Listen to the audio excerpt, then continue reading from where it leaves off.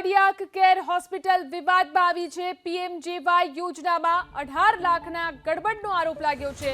હોસ્પિટલે PMJAY portal update કર્યા વગર 118 ક્લેમ કર્યા હોવાનો આરોપ છે। કાર્ડિયાક કેર હોસ્પિટલ દ્વારા આરોગ્ય વિભાગની એડવાઇઝરીના લીરે લીરા ઉડાવતા દર્દીઓના 18 લાખ ફસાયા। આરોપ છે કે હોસ્પિટલમાં 3 મહિનાથી કોઈ રજિસ્ટર કાર્ડિયોલોજિસ્ટ ડોક્ટર નહોતા, તો હોસ્પિટલે 3 મહિનામાં 118 લોકોની સારવાર કોણે કરી અને કોના નામે કરી, જેને લઈને સવાલ ઉઠી રહ્યા છે। હાલ તો જિલ્લા આરોગ્ય વિભાગે તપાસ હાથ ધરી છે।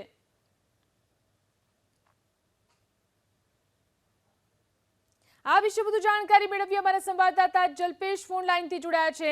જી જલ્પેશ, જે રીતે હોસ્પિટલની સામે કાર્યવાહી શરૂ થઈ છે, શું કાર્યવાહી કરવામાં આવી રહી છે? ચોક્કસથી ખ્યાતિ કાંડ બાદ વધુ એક કાંડ ખંભાત કાર્ડિયોલોજિક કેર હોસ્પિટલનો સામે આવ્યો છે। કહી શકાય 18 લાખના ગડબડ ગોટાળા આ હોસ્પિટલ દ્વારા કરવામાં આવ્યા છે।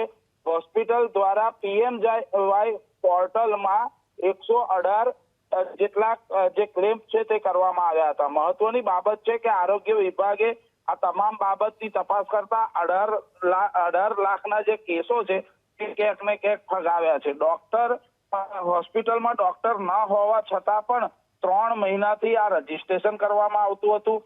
મહત્વનો સવાલ એ છે કે આ હોસ્પિટલમાં જો કાર્ડિયોલોજિસ્ટ ડોક્ટર નથી તો પછી આ તમામ ઓપરેશન કોણ કરતું હતું? આવા મોટા સવાલો જે છે તે ખંભાતમાં ઉપસ્થિત થઈ રહ્યા છે। બીજી તરફ મહત્વની વાત કરવામાં આવે, આ જે હોસ્પિટલનો જે સંચાલક છે તે ક્યાંક ને ક્યાંક રાજકીય વગ ધરાવે છે।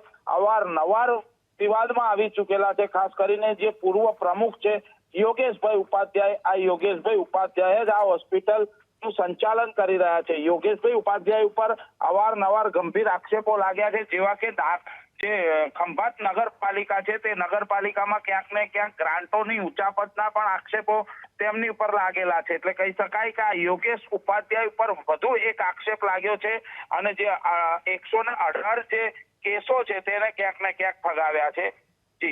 જી આભાર જલ્પેશ તમામ જાણકારી આપવા માટે।